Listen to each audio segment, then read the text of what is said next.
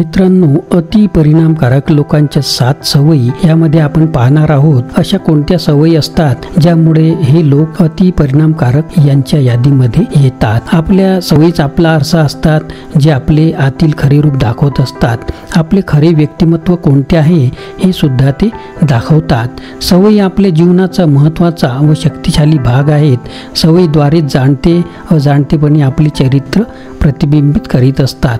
आपले चारित्र्य हे मुळात आपल्या सवयींचे मिश्रण असते. याचेच परिणाम किंवा दुष्परिणाम आपण आपल्या जीवनात घडत असतात. ह्या सवयी लावताही येतात आणि मोडताही येतात. लिहिणे वाचणे इतके सोपे नाही एवढेच. सवयींचा सुयोग्य आणि संपूर्ण क्षमतेने परिणामकारकपणे उपयोग करायचा असेल तर काही जुन्या परंतु खोलवर रुजलेल्या सवयींना मोडण्यासाठी फक्त जीवनशैलीतील किरकोळ बदल आणि इच्छाशक्तीच नाही तर यापेक्षा काहीतरी अधिक लागते. वर्षानुवर्षे असलेल्या ह्या सवयी, त्यांचे आकर्षण, ओढ, त्यामुळे त्यांना आपण सहजासहजी कपडे बदलण्यासारखे बदलू शकत नाही. पुढील उदाहरणावरून आपल्याला याची भेदकता समजून येईल. पण एकदा का आपण ह्या चांगल्या सवयी लावून रुजवून घेतल्या तर आपण एका वेगळ्याच उंचीवर पोहोचतो. उदाहरणार्थ, पृथ्वीवरून अंतराळात चंद्राकडे झेपावताना अग्निबाणाला, स्पेस रॉकेटला गुरुत्वाकर्षणाची प्रचंड ओढ भेदून किंवा पृथ्वीच्या कक्षेत पोहोचण्यासाठी सर्वात जास्त शक्ती व इंधन खर्च करावे लागत होते. प्रवासातील उड्डाणानंतरच्या पहिल्या काही मिनिटांमध्ये, पहिल्या काही मैलांमध्ये, नंतरच्या काही दिवसात खर्च झालेल्यापैकी जास्त इंधन व शक्ती खर्च झालेली होती. चांगल्या सवयी ज्याद्वारे आपले जीवन समृद्ध होईल त्या रुजवायला तेवढीच प्रचंड इच्छाशक्ती, बदल व बांधिलकीची आवश्यकता असते. म्हणून सवयींची व्याख्या बघितल्यास अधिक सोपे होईल. सवयी कशा बनतात? वाईट सवयींना बदलणे, नव्या चांगल्या सवयी रुजवणे, सवयी बदलणे एवढे अवघड का आहे हे सर्व आपण या व्हिडिओमध्ये पाहणार आहे. मित्रांनो, मी या पुस्तकावर आधारित व्हिडिओचे 2 भाग केलेले आहेत. पहिल्या भागामध्ये आपण या पुस्तकाचा सारांशमध्ये काही सवयी पाहणार आहोत. सवयींची व्याख्या जर करायची म्हटली तर आपल्या उद्देशासाठी आपण ज्ञान, कौशल्य आणि तीव्र इच्छा यांचा साधारण विभाजक म्हणजे सवय अशी व्याख्या करू शकतो. आपल्या सवयी कशा बनतात? यश ह्या संकल्पनेची संबंधित मागील 2 शतकांच्या म्हणजेच 200 वर्षाच्या साहित्याचा लिटरेचर अभ्यास केल्यानंतर आणि 3000 वेगवेगळ्या क्षेत्रातील लोकांना भेटल्यानंतर लेखक स्टीफन कवी यांना एक चित्तवेधक गोष्ट कळाली. ती कोणती? त्यांनी त्यांच्या अभ्यासाद्वारे असे निष्कर्ष काढले की मागील 50 वर्षात जेवढ्या काही स्वयंविकास, स्वयंमदतीवर आधारित पुस्तके, ग्रंथ लिहिण्यात आले त्यांच्यातील अधिकतर पुस्तकात आपल्या व्यक्तिमत्वाला कसे सुधारावे ह्या एकाच गोष्टीवर भर देण्यात आलेला आहे. जसे की तुमची सार्वजनिक प्रतिमा कशी असायला पाहिजे, तुम्ही लोकांशी कसे बोलता, कसे बोलायला पाहिजे, जास्तीत जास्त पैसा, संपत्ती कशी कमवावी आणि महत्त्वाच्या अशा काही क्लुप्त्या ज्याद्वारे लोकांना प्रभावित कसे करता येईल इत्यादी ह्या गोष्टीसुद्धा गरजेच्या आहेतच. परंतु स्टीफन कवी त्यांची पुस्तक अति परिणामकारक लोकांचे 7 सवयी यामध्ये तुमच्या व्यक्तिमत्व विकासावर नाही तर तुमच्या चरित्र निर्माण करण्यावर भर देतात, ज्याला लेखक इनसाइड आउट अप्रोच असे म्हणतात. कारण ह्या 50 वर्षाच्या अगोदर 150 वर्षापर्यंत जेवढे काही साहित्य पुस्तकं लिहिण्यात आलेली आहेत ती माणसाच्या चरित्र्याचा विकास करण्यावर आधारित होती. व्यक्तीचे चरित्र सुधार करत होती, जो कोणत्याही व्यक्तीच्या यशाचे मूल आधार किंवा पाया असतो. जसे प्रामाणिकपणा, नैतिकता, रीत, शिष्टाचार, नैतिक मूल्ये इत्यादी. यासाठीच तुम्हाला तुमच्या बाह्य व्यक्तिमत्वाला सुधारण्या अगोदर तुम्हाला तुमच्या चरित्राला आणि स्वतःला आतून सुधारणा करायला पाहिजे. असे चरित्र निर्माण करण्यासाठी तुम्हाला हे पुस्तक खूप मदत करणार आहे. तर सुरुवात करूया लेखक स्टीफन कवी यांच्या अति परिणामकारक लोकांच्या 7 सवयी या पुस्तकाचा सारांश. सवय क्रमांक 1, अग्रकर्मी व्हा. असं गृहीत धरा की 2 वर्तुळं आहेत. पहिलं आहे काळजीचं वर्तुळ किंवा सर्कल ऑफ कन्सर्न, ज्यामध्ये अशा सर्व गोष्टी येतात ज्यावर तुमचे काहीच नियंत्रण नसते. तुम्ही त्यांना नियंत्रित करू शकत नाही. जसे की वातावरण कसे आहे, लोक तुमच्याबद्दल काय विचार करतात, राजनीती, अर्थशास्त्र इत्यादी इत्यादी. काळजीचे वर्तुळ व प्रभावाचे वर्तुळ हे कशा पद्धतीने काम करते, तर आता दुसरं वर्तुळ आहे प्रभावाचे वर्तुळ किंवा सर्कल ऑफ इन्फ्लुएन्स, ज्यामध्ये अशा सर्व गोष्टी येतात ज्यांना तुम्ही नियंत्रित करू शकता, त्या तुमच्या कंट्रोलमध्ये असू शकतात. जसे तुमचे दृष्टिकोन, तुमच्या निवडी, तुमचे निर्णय, तुम्ही तुमच्या फावल्या वेळेत काय करता. तर मित्रांनो, विचार करा, तुम्ही तुमचा जो काही फावला वेळ असतो त्यामध्ये तुम्ही कोणते काम करता, की वेळ गमावता की वेळेचा सदुपयोग करता, कुणाबरोबर आपला वेळ घालवता, तुमच्या सवयी, तुमचे छंद इत्यादी या सर्वांचे चिंतन आपण करू शकता. लेखक सांगतात की आयुष्य जीवन जगण्याचे 2 मार्ग आहेत. एकतर तुम्ही प्रतिक्रिया देणारे प्रतिकर्मी होऊ शकता किंवा दुसरे अग्रकर्मी होऊ शकता. प्रतिकर्मी लोक आपले आयुष्य काळजीच्या वर्तुळावर आधारित ते जीवन जगत असतात. म्हणजे अशी व्यक्ती त्या सर्वच गोष्टीविषयी तक्रारी करतात ज्या त्यांच्या नियंत्रणात नसतात, आणि ज्या गोष्टी त्यांच्या नियंत्रणात असतात त्याच्यावर ते काहीच काम करत नसतात आणि स्वतःची जबाबदारी घेत नसतात आणि सर्व दोष इतरांवर किंवा आपल्या स्वतःच्या नशिबावर टाकत असतात. कोणत्याही गोष्टीविषयी विचार करण्याअगोदर प्रतिक्रिया देत असतात. तर अग्रकर्मी लोकांचं या उलट असतं. त्यांचे आयुष्य प्रभावाच्या वर्तुळासोबत फिरत असते. अग्रकर्मी लोकांनाही माहीत असतं की त्यांचे जीवन त्यांच्या नशिबाचे नाही, तर त्यांनी घेतलेल्या निर्णयांचे परिपाक असते. त्यांची सध्याची स्थिती, परिस्थितीसाठी ते स्वतः जबाबदार आहेत, त्यांचे नशीब नाही. ज्यांच्यावर आपले नियंत्रण नाही अशा गोष्टीवर अग्रकर्मी व्यक्ती कधीही तक्रार करत नाहीत. खरं तर अग्रकर्मी व्यक्ती त्या सर्व गोष्टींची जबाबदारी घेत असतात ज्यांना ते खरोखरच बदलू शकतात आणि त्यावर अग्रकर्माने कार्यकृती करत असतात. अग्रकर्मी आणि प्रतिकर्मी व्यक्तीमध्ये एक सामान्य फरक असतो की एक प्रतिकर्मी व्यक्ती काही जरी झाले तर अधिक विचार न करता त्यावर अतिरंजित किंवा नकारात्मकपणे प्रतिक्रिया देत असतो. तर त्या उलट अग्रकर्मी व्यक्ती परिस्थितीला चांगल्या पद्धतीने समजून घेण्याचा प्रयत्न करत असतो, समाधान शोधत असतो आणि प्रतिक्रिया देण्यापेक्षा कृती करण्यावर अधिक लक्ष केंद्रित करत असतो. सवय क्रमांक 2, शेवट मनात ठेवून सुरुवात करा. तुम्ही आयुष्यात कुठेही जाऊ इच्छिता, जे काही प्राप्त करण्याची तुमची इच्छा आहे त्यासाठी तुमच्याकडे एक नकाशा असला पाहिजे. तुम्हाला आयुष्यात नेमकं काय करायचं आहे, कुठे जायचं आहे, तुमचे ध्येय काय आहेत, तुमचे गंतव्य काय आहे आणि त्या गंतव्य स्थानापर्यंत पोहोचण्यासाठी तुमच्याकडे काय योजना आहे. कल्पना करा की तुम्ही पायरीवर चढत आहात आणि वरवर चढत जात आहात. ह्या पायऱ्या तुमच्या आयुष्याच्या आहेत.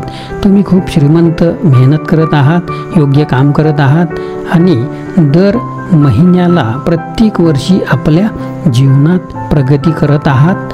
परंतु जसेही तुम्ही शेवटच्या पायरीवर चढायला जात असता तुम्हाला अशी जाणीव होते की ही पायरी तर चुकीच्या भिंतीवर आधारलेली होती आणि आता जर तुम्ही खूप वर आलेले आहात आणि परत मागे जाणे शक्य नाही. आता अधिकतर लोक व्यक्ती त्यांचे जीवन वर सांगितल्याप्रमाणे जगत असतात. त्यांची कोणती ध्येय, दृष्टी, विजन नसते. ते फक्त इतर लोकांच्या जीवनाकडे पाहतात, कोण सर्वात जास्त सुखी आहे आणि त्यांना ते आपल्या आयुष्यातील आदर्श श्रेष्ठ मानून त्यांची नक्कल करायला लागतात आणि तसेच जीवन जगण्यासाठी धडपडत राहतात. यासाठीच लेखक असेही म्हणतात की तुमच्या जीवनात एक कारण, उद्देश जर तुम्हाला माहीत नाही की तुमच्या आयुष्याचे उद्देश काय आहेत, तर असा विचार करा की तुमची काय इच्छा आहे, की लोकांनी तुम्हाला काय किंवा तुमच्या नंतर कसे म्हणून लक्षात ठेवायला पाहिजे. तुम्ही ह्या जगात काय आणि कोणत्या मौल्यवान गोष्टीची पूर्तता करत आहात, इतरांना जगात काय देत आहात याचा विचार करायला पाहिजे. याचा विचार आपल्याकडे असला पाहिजे. जो तुमचे शेवटचे ध्येय आहे, आयुष्यातील उद्देशाविना तुम्ही तुमच्या जीवनाचे नियंत्रण इतरांच्या हाती देत असता. जसं एखाद्या टीव्हीच्या रिमोट कंट्रोलप्रमाणे म्हणता येईल. स्वतःशीच असा प्रश्न केल्याने तुम्हाला तुमच्या जीवनाचा उद्देश काय आहे याविषयी स्पष्टता येईल. तुम्हाला तुमच्या आयुष्यातील ध्येयाची जाणीव व्हायला लागेल आणि तुम्ही तुमच्या जीवनात उद्देशांना ध्येयांना प्राप्त करण्यासाठी कृती करायला सुरुवात कराल. सवय क्रमांक 3, प्रथम कार्य प्रथम करा. आपण पाहिलेल्या दूरदृष्टीला सत्यात उतरविण्यासाठी आपल्याला सतत कृती करत राहावी लागते. आपले ध्येय व उद्देशापासून उचलित करणाऱ्या सर्वच गोष्टींना टाळून आपल्या अंतिम ध्येयाकडे लक्ष केंद्रित करावे लागते. आणि इथेच आपल्याला आपल्या दैनंदिन कार्ये व सवयींचा आपल्याला इथे आव्हान असते.